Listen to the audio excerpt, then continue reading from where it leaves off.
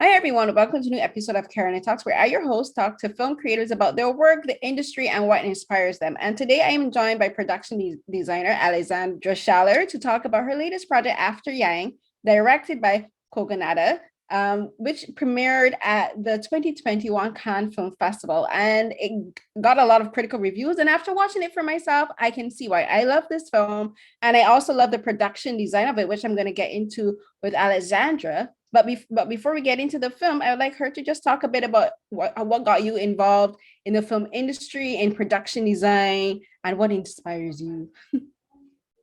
Hi, well, thank you so much for having me. That's a big question because I have so many inspirations, but I guess I started working in this business. Actually, I started in theater design, and I used to work on immersive theater productions and create lots of light-based installation work. And what I learned through that was that what I really enjoyed was storytelling through spaces. And the short version is that I grew up in London, and I moved to New York to work on a theater production called Sleep No More with some people that I knew from London, which is an immersive show. And I was supposed to go back home. But I ended up staying, one thing led to another, and I ended up staying in New York forever. And because there's not so much work like that in New York, I started working in movies and TV. And what's cool is that design is design, and storytelling is storytelling, and the methods that can be applied to theater can also be applied to film. And so it's all of a piece, and I've always done this job. I've never done anything else, so it's what I know and what I love. And you talked about immersive set design. Can you just explain what that means a bit? Because in my head, I'm thinking kind of like, where you go into like some museum spaces, like it's interactive, where you get like the projection on the wall and you have like things like pieces and props that you interact with. Is that what you mean? Or do you mean something different? Yeah, I mean, kind of that. It could be that, but it's also a type of theater that is immersive in the sense that the audience becomes part of the show that takes place all around you. And so the audience member, instead of being in a theater seat looking at a performance on a stage, the audience is in the set. That sounds like it would be a lot of fun. It's kind of thing making me think. I know that the film Rocky Horror Picture Show, where like where like people would interact with what's happening on the stage and also on the screen at the same time. It kind of makes me wish there was karaoke. I miss karaoke, but but I kind of love like things where audiences do get to interact, because I think it does help you get into the story more, and it kind of makes it's different, like for theater, and especially even for film, is when you have different experiences, it does help to build the story more. And like for this film, I think like even though we as an audience were watching it on screen, there's certain elements that I wanted to really I wanted you to get into, is like how you pull different aspects of the storyline into the set design. So before we start talking about the film particularly, I want you to just walk me through the process of doing production design for a film, because I imagine it's like completely different for like a theater production. Yeah, I mean, I guess the process is similar, because you start with a source material and then you break it down, and you imagine some parts and everything else comes from there. I mean, the process is that usually my agent will send me a script, or someone I know will send me something, and I'll read it, and immediately upon reading a script for the first time, I start to imagine kind of what the world might look like. And sometimes that's more vivid than others. And when it's really vivid for me, as was the case with After Yang, I know that it's a project that I feel really connected to and that I want to help visualize. And so the process is really like, do I connect with the material first, and then the director, are we on the same page? And then kind of working with the director to figure out what their vision is, how specific they want some things, how fluid it is. And that part is different on every project, because the demands and designs and directors are all different. And for this film, because After Yang is set in the future, and it's kind of an undetermined future, because there's no specific date given, right? So it could be 100 years into the future, 50, 75, we don't know. What are the pros and cons of that where you don't have like a specific timeline to reference? Even though sometimes I think with the future, like we are saying, like the sky's the limit with regards to concept, but when you don't have a specific date to look forward to, does that help limit the way you design, or like what are the pros and cons of that? Well, I think this idea of the future is really interesting, right? Because I feel like everyone has an idea of what the future is because we've seen it so much on film, but the future doesn't exist, right? Mm-hmm. And so whether it's 2040 or 2140 or 5000, it's all I think it's all fair game. And we, like Kay and I, talked a lot about the future and the timeline and all of that. And we wanted to keep it relatively open because it could really be any time, because a lot of the issues in the film are timeless. And so we wanted the design to feel that way too. We also knew from the very beginning that we wanted a future that felt really grounded and relatable, and it wasn't this kind of future that was very slick and anonymous. And I guess it kind of ties back to this idea of immersive design. Like we wanted our future to feel warm and textured and layered, and so that's kind of what we set out to do. Yeah, I get that.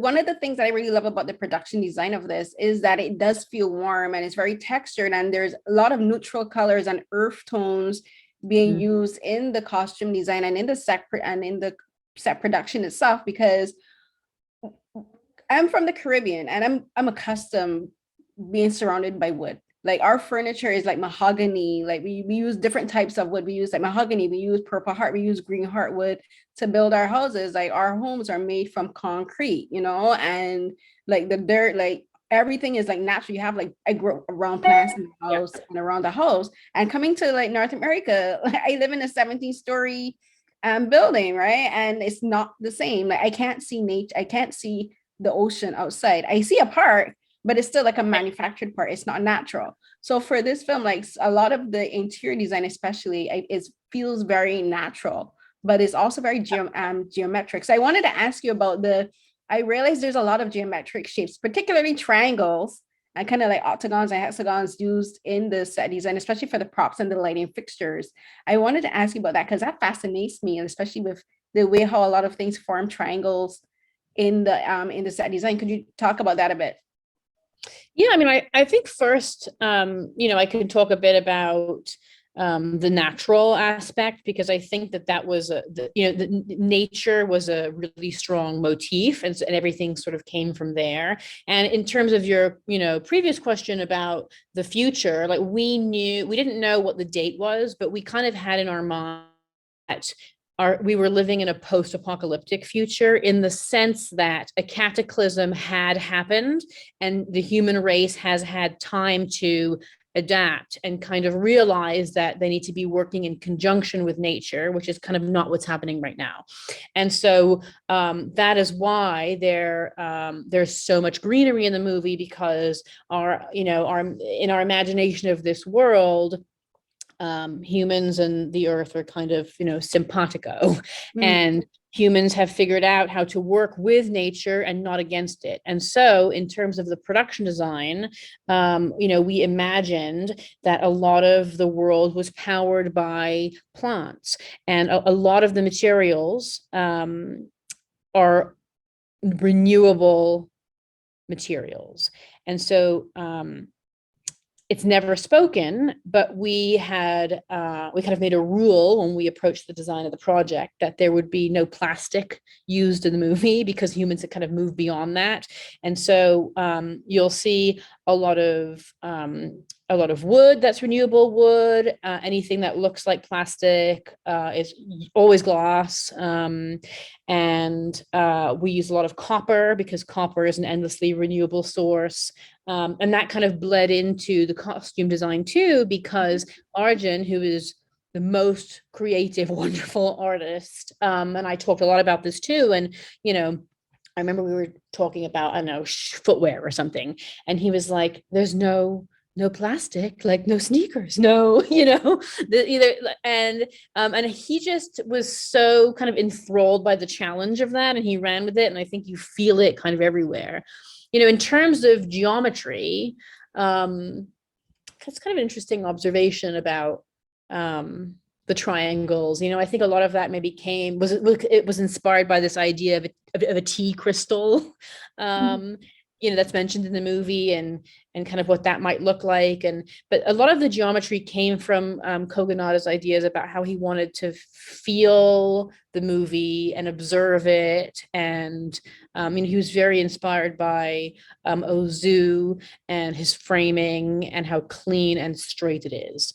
And so what we wanted, production design wise, was to allow him to shoot the movie and frame it in the way that he wanted, but kind of mix it up a little bit. So we had the natural world with the clean lines, and then with the biochemical world, I guess, and that's where the shapes come from. One of the things that you mentioned is something I really wanted to get into, because something that's always fascinated me with filmmaking is with regards to like production, is how like you can see a lot sometimes the symmetry between the actual physical sets and the costumes worn by the cast. And I wanted to ask you about this, about working with the costume designer Arjun Bashin, because I love how the costume design fits this world. Like it doesn't, like like you talked about it being natural and it being kind of like the costumes imitate that, because they're kind of like formless.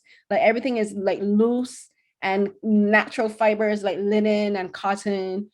And even like there was a scene where Jake went to take Yang to be fixed, and the bow tie, I'm pretty sure that bow tie looked like it was made of wood, like a thin piece of wood. It was right. And it was like, that's such a neat detail. But even like in their cars, like in the car, the back part of where they're sitting is like it has a carving of a tree, and they have like these little green foliage. But for the costume design particularly, can you just talk to me about creating the costumes and the sets with Arjun, because I think they do play a part in the characters in the film itself. I'm so glad, and I love how observant you are. I'm really flattered.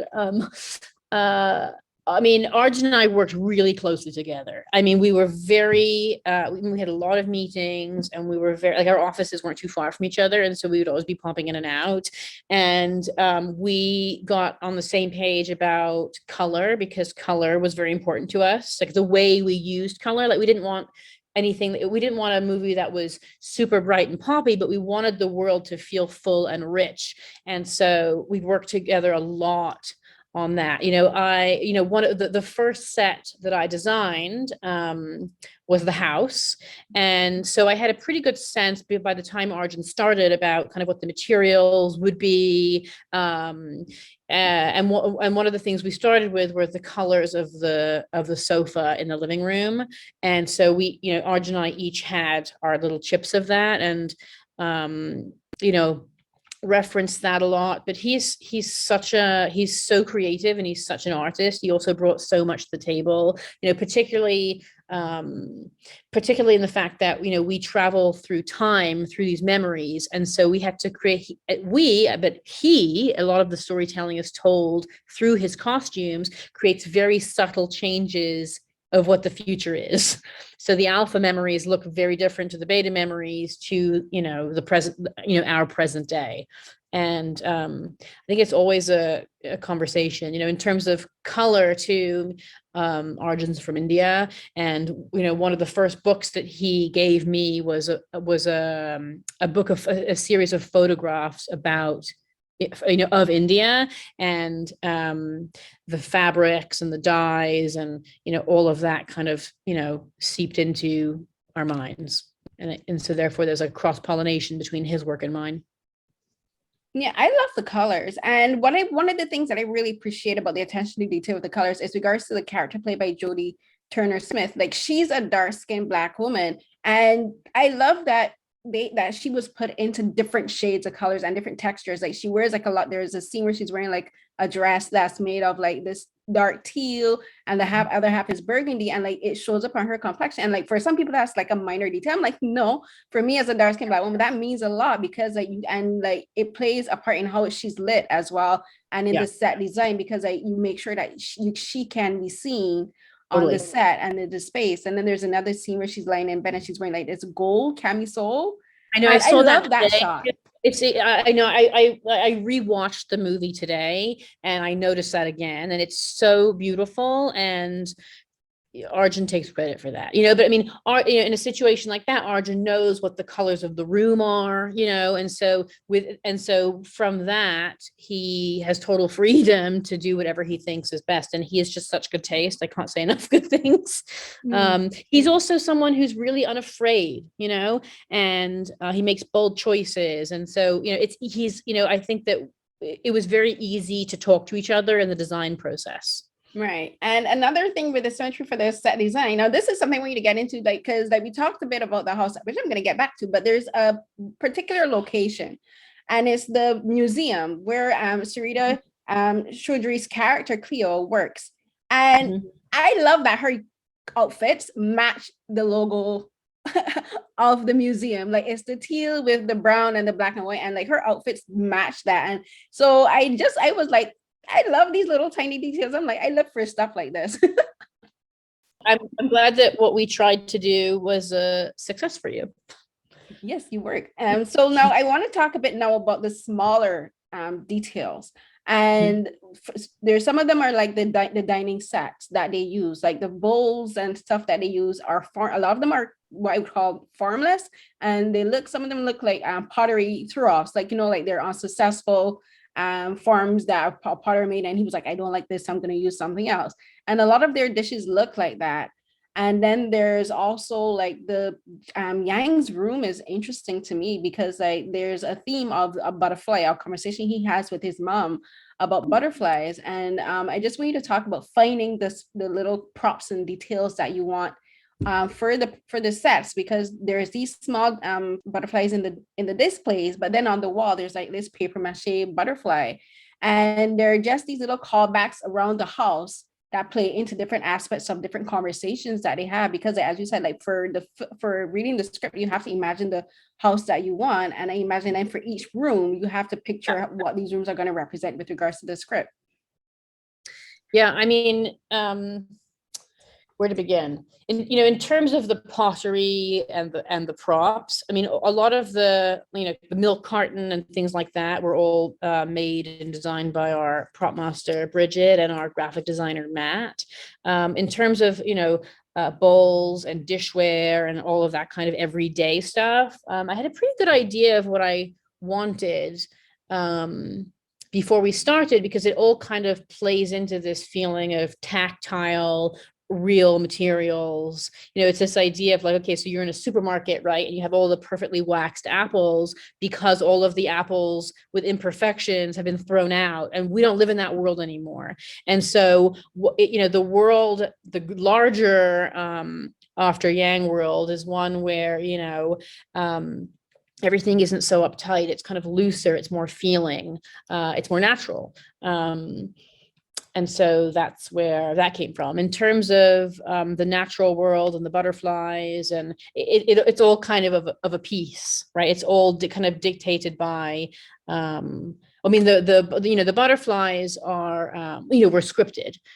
So if that's an example of something where it talks about a display, and then I can run with it and kind of sew that as a visual motif throughout.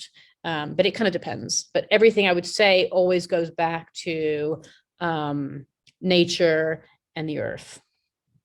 And there's two sets, or two, I should say, yeah, there's a one specific set I really want you to get into with regards to like set design and how that actually functions for a film set. And that's the one with the repair shop for the guy that Jay goes to. And this one, like as you mentioned, after Yang is set, like post-apocalyptic, like the world is healing, as we say, but this one particular location, this feels like it's set now.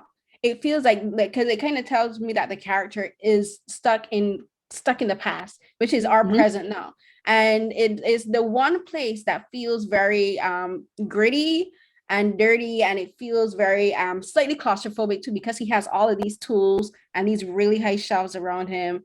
And it like I love that how like this design informs this particular character, because he's different to everyone else in the film, right? And so I wanted you, then this one intrigued me because it's, as I said, it's closed up. So it made me think about how as a production designer, you have to contemplate where the cameras are going to be placed, how that's going to work with getting the camera and the crews to move through spaces. So can you just talk about building that particular set? So that particular set was a location that we found. And we had to do a lot of work to strip out anything that's plastic, for instance, or, that we didn't kind of want. And then we had to add in our future robot stuff, like all the robot skins and all of that. But, that was one of the locations that was really hard to find, because we knew that what we wanted was a place that felt very today and layered and like a busy workshop, because it does reflect the character, also like maybe this character has some questionable personal beliefs, which we see. And so this idea of being stuck in the past kind of felt right. And, also it's like, I don't know, if you design a 1970s movie, right, the whole set isn't only going to be from 1972, right? Because people live in a world and they inherit things and they collect things. So, everything can be kind of timeless in a way. And that's kind of what we wanted to apply to this. But in terms of finding this location, we looked and looked and looked and looked, because I knew that I wanted it to look like a version of that.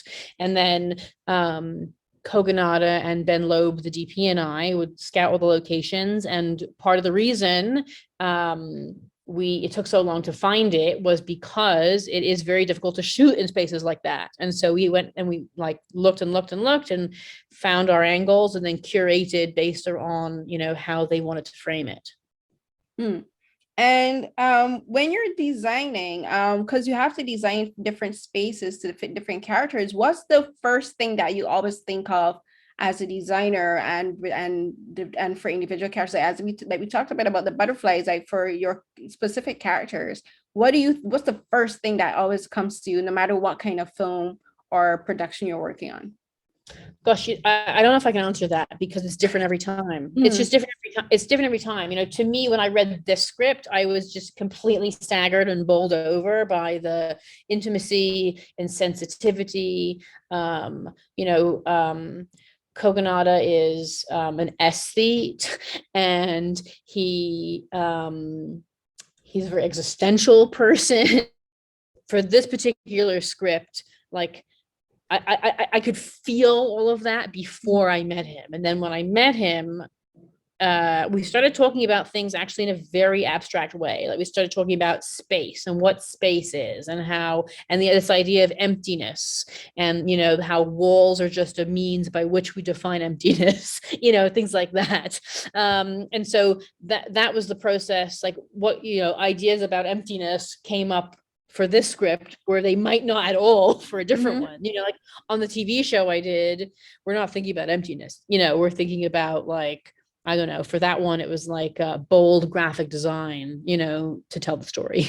Yeah. The piece is unique.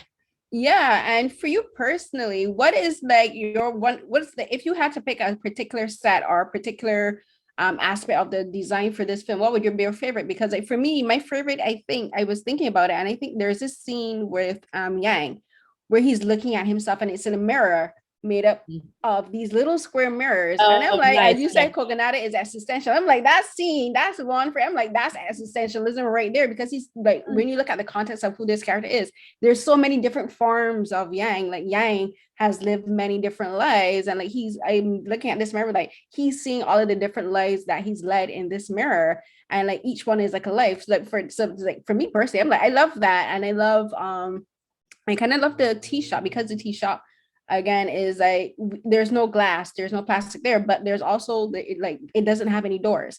Like the door is like these two sheets of linen hanging down, and then there's this light hanging up above, and there's like a fabric covering it. And it was just like, this is completely different to everything else in the film. So like for you, what would be your favorite set or maybe little prop from the film? Oh my gosh, they're all my babies. So it's hard to pick your favorite one, you know. When I started, when my set decorator started, and my set decorator is a wonderful woman called Joanne Ling. The first thing that we did was, we went shopping. She lives in Connecticut, and we went shopping kind of in her neighborhood, like window shopping, just to kind of get a sense of each other. And then there was a big art and design fair in New York, and we walked around and we found that is where we found the honeycomb light that's in their bedroom. And I feel like that was just a moment where I was like, we got to have it. And Joanne worked her magic and worked with the artist to actually have it, featured in the film. And so that's one of my favorite pieces. But in terms of my favorite sets, I don't know. I think maybe the house, because I started designing the house a really long time, probably 5 months before we started shooting, because it was so specific. Like every single thing was chosen. Like we used, we talked a lot about, should we build the house on a stage or should we use a real house? And we ended up actually using a real house, which is a funny story in and of itself. But this real house didn't work at all. So we redid the whole house. We redid the roof. We relaid the floor. We did landscaping. We planted the tree. We took down walls. Like we renovated the house. I mean, completely renovated the house. If you look at the pictures from before, it's unrecognizable. And so I would say that I think I have to pick the house for that reason, because it wasn't a build on a stage, but it was really a build. It's a beautiful house. Like I would live there. Honestly, I would. Yeah. The house is so interesting because and actually Kogonada zeroed in on this house. Like he had found out that it was around, and he has such a wonderful design sensibility, and he knows a lot about architecture. And so the house is an Eichler house, which is who is a developer who designed a lot of houses in the 1960s, and most of them are in California or on the West Coast. And there are only 3 existing on the East Coast, and 3 of them are in not quite upstate New York, but ish. And so we got one of these 3. We got into one of these 3 houses, and actually the neighbor also lives in one of the other houses. Oh, cool. Yeah. And there's only 3. It fits the aesthetic purpose perfectly. So, but you mentioned like you're set designer. So one thing I've always wondered about production design is when you're building something, you have a budget. Mm-hmm. You have a budget and you have to stick within the parameters of this budget. And when you have a film like this, where so much of the concept of everything that we had that's being shown is futuristic, it doesn't really work in the confines of the world that we have now. You have to build a lot of stuff from scratch, but then you also have to be able to buy things, because you can't spend all of your money fabricating and sculpting and creating everything from scratch. So how do you determine what to build and what to create? Because this is no disrespect, because I love this store, IKEA. I like when I compare anything to IKEA, it's a compliment, because like it's legit my favorite store. It's like that's my personal Disney World. It's my personal Disney World. And I was like, yes, this is like IKEA, but better. And it was like, so can you just talk to me about creating things from scratch and then determining what you need to buy and how that process works? What I'll say is that this movie was incredibly difficult to design because of the budget. So we're working with a smaller budget, and I think I almost killed my entire art department. So if you're listening, thank you. It looks amazing. It was worth it. We made almost everything, is what I'll say. In the house, at least, for that entire kitchen is made. What I would say that is that Joanne, who decorated the house, had to be very resourceful and made a lot of deals with a lot of people, that we would kind of identify a style of furniture that we wanted. And then she would go and magic it up somehow by some miracle. But it was definitely really challenging because, you know, one of the things is that we don't want to use plastic and we want to use copper, and you can't buy things that are that way. You know, I also, like, my art director and I also, like, normally we don't do this because we don't have time, but because the feeling of the wood was so specific, we couldn't just use regular plywood. Like, he and I would go to the lumber yard and pull out all the sheets to make sure that the grain was right and then match it together. It was a lot of custom making. And I think sometimes, you know, even though it's expensive, sometimes it's easier with the time constraints to, if you have a very specific idea of what you want, to build it rather than spend a lot of your resources on trying to find it. So I think we also, I mean, Joanne was also able to get or to figure out some product placement for some of the from some of the companies that we knew we wanted to work for. Like, a lot of the, not all by any means, but a lot of the dishes, they're actually dishes that I have in my own house that I knew I wanted to use. So we were able to kind of mix and match a bit that way. But it's hard to pick. You kind of have to, like, weigh each thing and how much time you have, and, you know, because the time spent looking for something is precious time too. And when you have a project like this that uses so much original and custom made products, what happens after? Like, what happens to like the furniture and the sets and like the cabinets and everything that has been custom made? What happens to them after? Well, that depends. Sometimes not good things happen and they go in the trash. But in this instance, they didn't. So, you know, for example, like, we knew, you know, because the whole, like, ethos of the movie is, you know, we're like, you know, embracing nature, we also wanted to limit waste. So a lot of the renovations that we made to the house, the owner kept. So we made a deal with the owner. In terms of the props and dressing, if it's loaned to us, it gets returned, or it gets sold, and then the movie makes back some of its money. You know, in the case of the sofa that we made, because that was a custom made sofa, Kogonada took it to his house. I would take that sofa. That's a nice sofa. Yeah. So it kind of just depends. Yeah, because, like, as you said, because I was gonna ask, I'm like, it would be kind of like ironic, even strange, if you were, after this, you threw the stuff away. I'm like, but the film is kind of talking about replenishing the earth, like, you know, reduce, reuse, recycle. Exactly. No, the only stuff that would go in the garbage is stuff that nobody would want. Anything that can be donated, if it's not sold, gets donated 100%.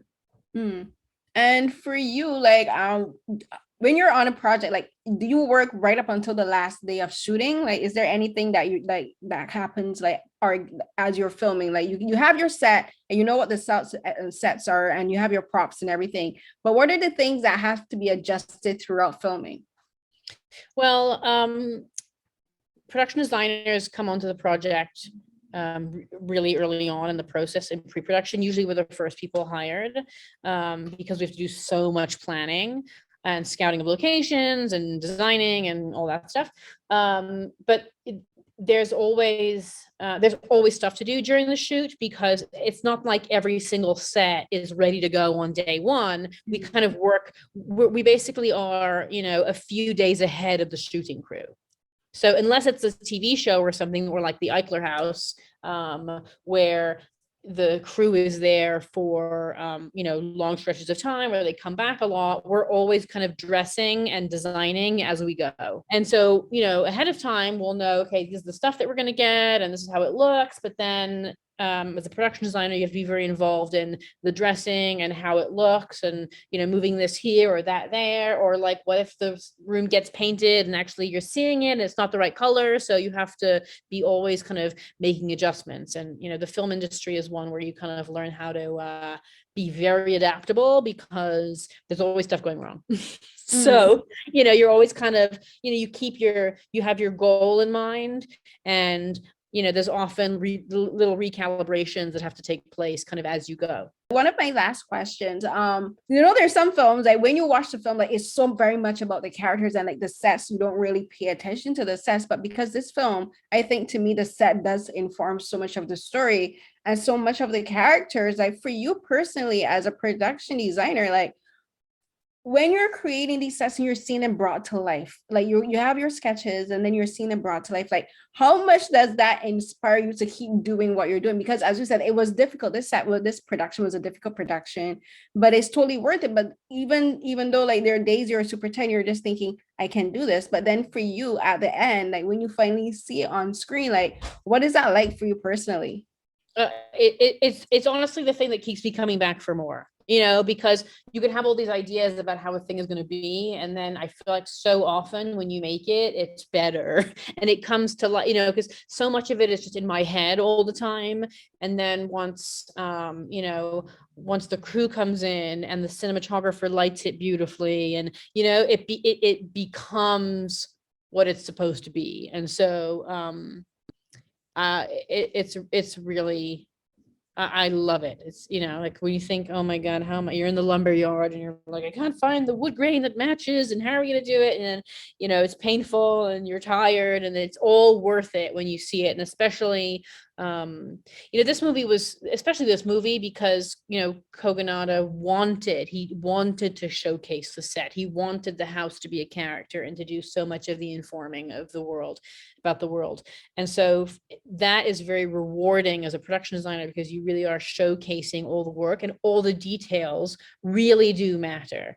And so that's why I love actually that you're noticing so much stuff, because it was a choice that he made, and some directors care more about that, some less, some stories require more of that or less of that. But on this one, it was really important to him. And with a director who cares so much about everything. I mean, he really is one of the most thoughtful, caring, sensitive people I have ever met. It's really a dream situation to realize his world. I keep muting. I'm forgetting that I'm muted. As an artist, like one thing is like, I imagine you have to be an extremely visual person. And like for me, when I read books, I like to visualize, like when people, if a writer is really good, like the way they describe things can help you visualize the spaces. And I imagine, as you said, like that's the same way for you. When you get the script, like you're able to visualize the stories, and you're able to visualize the characters, and you're able to visualize the world that they're inhabiting. And like that's, like, to me, it's so impressive just to be able to create something from scratch, from just like, you're just be able to like create all of these imagining things. Because the thing about films is like films literally exist out of nothing, like you get this whole world, this whole story, all these people and these stories and these lives, and you're responsible for giving the audience a framework, to something to work off of. Because if the set doesn't work, sometimes that can take you out of the story. Because like for me, I'd be like, that thing doesn't make sense, that doesn't fit this story. And I love when like you do have like all these small details, because to me it really does matter with the story, and it does tell us so much about the intent behind it and the work that people like you and your crew, like kudos to you and your crew. Yes, it's hard and it was totally worth it, that you guys put into these productions. And that's why I'm always trying to be as appreciative as possible to the work that not only the cast and the directors and the writers, but I'm just like, production, the crews deserve way more kudos, because without you guys, these films would not get made. People would be just acting in nothingness. In nothingness. That's so nice of you to say. But what's so interesting is that, it really is a collaborative art form, because with a different production designer, this movie would look completely different, with a different cinematographer, without Arjun, it's like, that's also what keeps me coming back to this job, is that every single film is its own kind of unique entity, because the circumstances are never going to be the same again, Right. So even if Kogonada, Ben, Arjun, and I came back to make a new movie, something else would be different, and then it would just be different, and I hope to work with them a lot. because I loved it. Was some of my favorite. It's one of my favorite working experiences. Honestly, it was a very, very hard movie, but extremely rewarding. I can't help it. I just love this set, and I just want to thank you so much for creating this and the story, because this I got it all emotional. Honestly, I was in my feelings when I watched this film. Me too. And I knew what was going to happen. Listen, the emotions, they were there. I cried in the museum when he's walking through the museum through the trees. I'm bawling my eyes out. Listen, the scene in the museum where is Jake and Cleo and they're talking about Yang's memories. I'm like, how can you display Yang? Like, you're just like breaking him down to his like just to this thing where you're just like displaying his memories, and I'm just like, don't do it. But then it's also just kind of like thinking, like we just talked a bit about nothingness. It is kind of one of the concepts and themes of this film, like memories exist. Memories are ephemeral. They don't exist. They're not tangible, right? But then the museum is kind of showing that you can have, there is a tangibility to memory, because like for Yang, he's special. Like his memories are tangible, right? It's contained in this thing. And I'm just like, it's beautiful and heartbreaking all at the same time. I'm glad you feel that way.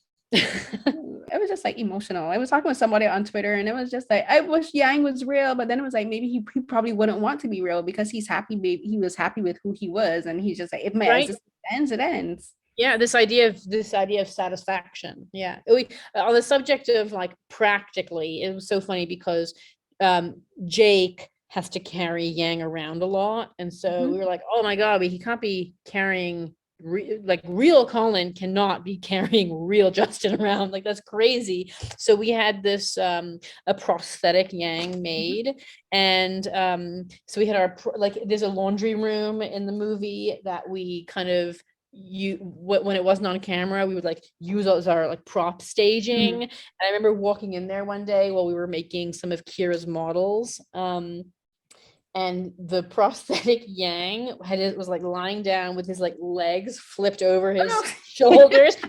But the prosthetic is so beautifully done and real. I mean, it looks completely real. I'd be like, oh my god, Justin.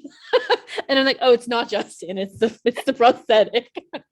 Like, what are you doing? Yeah, you're very flexible. You're like, I want to thank you so much for taking the time to talk to me today about your work and about this film. I genuinely appreciate it, and I know you're busy, and I know you're on set right now. So again, thank you so much. Like, yeah, just thank you for the work, because I just love.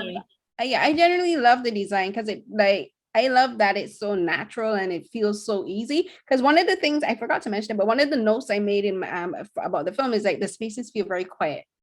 You know, they don't feel busy. They just feel like very calm and quiet and nothing. And normally sharp edges and things kind of like put me on edge. I prefer curves. But for like this film, like the edges of things fit, like the triangles and like the way how the you talked about the like fixtures. One of them is integrating into the wall, and then another one is just displayed out on the outside of the wall. So I was just like, I love the way angles are used in this film in particular. Well, I feel like the movie also is very representative of Kogonada's sensibilities. You know, I mean, it's like he is very quiet. You know, it's thoughtful. Yes, it is a very thoughtful film. Yeah. Again, so thank you so much for taking the time for talking to me, Alexandra. And for the project you're working on, I hope you have a great time on that one, and it's not as difficult, and that you got a good break after. Thanks so much.